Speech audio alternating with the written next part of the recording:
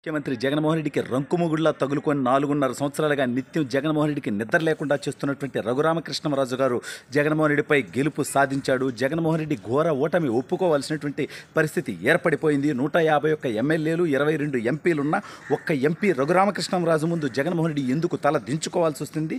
రఘురామకృష్ణరాజు గెలుపేంటి, జగన్మోహన్ రెడ్డి ఓటమేంటి అనేది ఈ వీడియోలో వివరించబోయే ముందుగా ఇప్పటివరకు మన ఛానల్ సబ్స్క్రైబ్ చేయని వాళ్ళు ఖచ్చితంగా సబ్స్క్రైబ్ చేయండి, మరో 10 మందితో చేయించండి. ఇక విషయానికి వస్తే, మన జలగన్న గత 4 సంవత్సరాల 11 నెలలుగా ఎంత నీచ నికృష్ట దౌర్భాగ్య దుర్మార్గ పరిపాలన చేస్తూ ఉన్నాడో మనందరికీ తెలుసు. తన్నెవడూ ప్రశ్నించకూడదు, తన తప్పుల్ని ఎత్తి చూపకూడదు అన్న విధంగా వ్యవస్థలన్నింటినీ దుర్వినియోగం చేస్తూ పోలీసు వ్యవస్థల దగ్గర నుంచి, ప్రభుత్వ అధికారుల దగ్గర నుంచి చివరికి న్యాయ వ్యవస్థని కూడా చెరబట్టాలనేటువంటి నీచమైనటువంటి ఆలోచనకి జగన్మోహన్ రెడ్డి పోయాడంటే తనకి ప్రజల మీద నమ్మకం లేదు, ప్రజాస్వామ్యం మీద గౌరవం లేదు, రాజ్యాంగం అంటే విలువ లేదనేది మనందరికీ తెలుస్తూ ఉంది. అయితే జగన్మోహన్ రెడ్డితో మొదట్లోనే విభేదించినటువంటి రఘురామకృష్ణరాజు గారు ఈ ప్రభుత్వం చేస్తున్నటువంటి అవినీతి, అరాచకాలు, తప్పుడు పనులు, ప్రజా వ్యతిరేక, న్యాయ వ్యతిరేక, చట్ట వ్యతిరేక, రాజ్యాంగ వ్యతిరేక నిర్ణయాల మీద ఆయన పోరాటం చేస్తూ ఉంటే దాన్ని సహించలేక, భరించలేక అక్రమంగా తన బానిస పోలీసుల్ని అడ్డం పెట్టుకొని అరెస్టు చేపించి ఆయన పుట్టినరోజు నాడు ఆయన్ని చెరసాలలో బంధించి థర్డ్ డిగ్రీ ప్రయోగించినటువంటి నీచం మనందరికీ తెలుసు.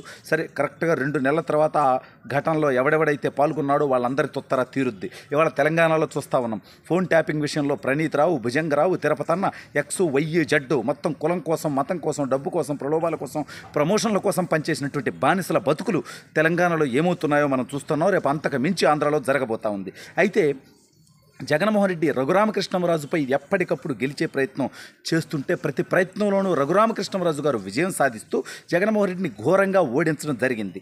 రఘురామకృష్ణరాజు గారిని డిస్క్వాలిఫై చేయాలనుకున్నాడు, కానీ 5 సంవత్సరాలు పూర్తయినప్పటికీ రఘురామకృష్ణరాజు గారిని డిస్క్వాలిఫై చేయలేక ఏమీ పీకలేకపోయాడు. ప్రత్యేక విమానంలో విజయసాయిరెడ్డి, మార్గాని భర్త లాంటి పనికిమాలిన పోరంబోకుల్ని ఢిల్లీకి కూడా పంపించాడు ఆయన డిస్క్వాలిఫై చేయమని. కానీ తాను ఆ విషయంలో విజయం సాధించలేకపోయాడు.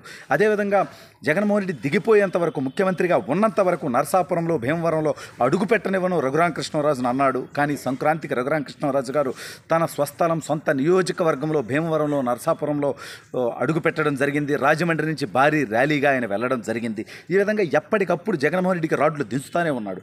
జగన్మోహన్ రెడ్డి బెయిలు రద్దు చేయాలని, జగన్మోహన్ రెడ్డిపై ఉన్నటువంటి కేసుల విచారణ త్వరితగతిన పూర్తి చేయాలంటూ రఘురామకృష్ణరాజు గారు పోరాటం చేశారు. అదేవిధంగా ఈ రాష్ట్రంలో జరుగుతున్నటువంటి అవినీతి మీద, అరాచకాల మీద ఎప్పటికప్పుడు హైకోర్టు నుంచి సుప్రీంకోర్టు దాకా ఆయన కేసులు వేస్తూ పోరాటం చేస్తూనే ఉన్నాడు. ఆంధ్రప్రదేశ్ రాష్ట్రంలో ప్రజాస్వామ్యాన్ని బ్రతికించడానికి ఆయన నిత్యం పోరాటం చేస్తున్నటువంటి విషయం మనందరికీ తెలుసు. అయితే జగన్మోహన్ రెడ్డి నరసాపురంలో ఆయనకి పార్లమెంటు అభ్యర్థిగా, లోక్సభ అభ్యర్థిగా సీటు లేకుండా చేయడానికి విశ్వ ప్రయత్నాలు చేస్తూ వచ్చాడు. తన అనుకూలులతో, అదేవిధంగా తన దగ్గర అక్రమంగా సంపాదించినటువంటి సంపాదనతో అనేక ప్రయత్నాలు చేశాడు.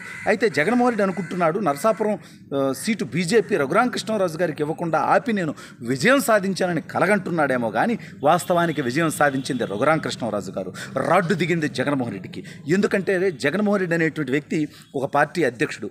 అతని పార్టీలో 151 మంది శాసనసభ్యులు ఉన్నారు, 22 మంది ఎంపీలు ఉన్నారు. కానీ ఒక్క రఘురామకృష్ణరాజు గారిని చూస్తే జగన్మోహన్ రెడ్డి భయపడేటువంటి పరిస్థితి వచ్చింది. ఆయన్ని పార్లమెంటులో చూస్తే జగన్మోహన్ రెడ్డి సహించలేనటువంటి పరిస్థితి ఉంది. జగన్మోహన్ రెడ్డి అరాచకాలపై అలుపెలగని పోరాటం చేసినటువంటి రఘురామకృష్ణరాజు గారిని పార్లమెంటులో చూడాలంటే ఢిల్లీ గడ్డ మీద ఆయన ఉంటే నేను భరించలేను, సహించలేను అనేటువంటి ఈగోకి వెళ్ళిపోయాడు జగన్మోహన్ రెడ్డి. అంటే ఇక్కడ గెలుపు ఎవరిది?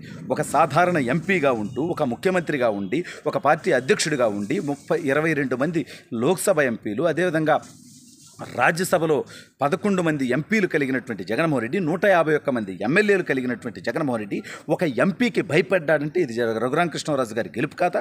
అతన్ని ఎంపీ కాకుండా చేయడానికి విశ్వ ప్రయత్నాలు చేస్తున్నాడంటే అది రఘురామకృష్ణరాజు గారి గెలుపు కాదా? రఘురామకృష్ణరాజు గారిని చూసి భయపడి కాదా? ఇవాళ తెలుగుదేశం పార్టీ రఘురామకృష్ణరాజు గారికి ఎంపీగా అవకాశం ఇస్తే జగన్మోహన్ రెడ్డి ఏం పీకగలుగుతాడు? లేదు, సరే శాసనసభ్యుడిగానే వస్తాడు అని అనుకున్నాం. ఒకవేళ శాసనసభలో జగన్మోహన్ రెడ్డికి ఎదురుపడి జగన్మోహన్ రెడ్డి తప్పుడు పనులు శాసనసభ వేదికగా ఆయన ప్రశ్నిస్తే, నిలదీస్తే జగన్మోహన్ రెడ్డి తలక ఎక్కడ పెట్టుకుంటాడు? కాబట్టి రఘురామకృష్ణరాజు అనేటువంటి వ్యక్తి ఒంటరి వ్యక్తి కాదు, ఒక శక్తి. ఎందుకంటే ప్రజాగలంగా నిలిచి గత 4 సంవత్సరాల 11 నెలలుగా ఆయన ఆంధ్రప్రదేశ్ రాష్ట్రంలో ఉన్నటువంటి ప్రతి సమస్య పైన, ప్రతి అరాచకం పైన, ప్రతి అవినీతి పైన తన గలాన్ని వినిపించి ప్రతిపక్షాలకు అతను ఒక బలమయ్యాడు. ఇవాళ అందుకనే జగన్మోహన్ రెడ్డికి వెన్నులో వణుకు. రఘురామకృష్ణరాజు చట్టసభలో ఉంటే తను వేసేటువంటి ప్రశ్నలకి సమాధానం చెప్పలేనటువంటి భయం జగన్మోహన్ రెడ్డిని భయపెడతా ఉంది. అందుకే ఒక ముఖ్యమంత్రి స్థాయిలో ఉండి, పార్టీ అధ్యక్షుడి స్థాయిలో ఉండి, ఒక ఎంపీ మీద ఈ స్థాయిలో పోరాటం చేసేటువంటి నీచానికి జగన్మోహన్ రెడ్డి దిగజారిపోయాడు అంటే ఇది జగన్మోహన్ రెడ్డి ఘోర ఓటమి, రఘురామకృష్ణరాజు గారి ఘన విజయం అని చెప్పుకోవచ్చు.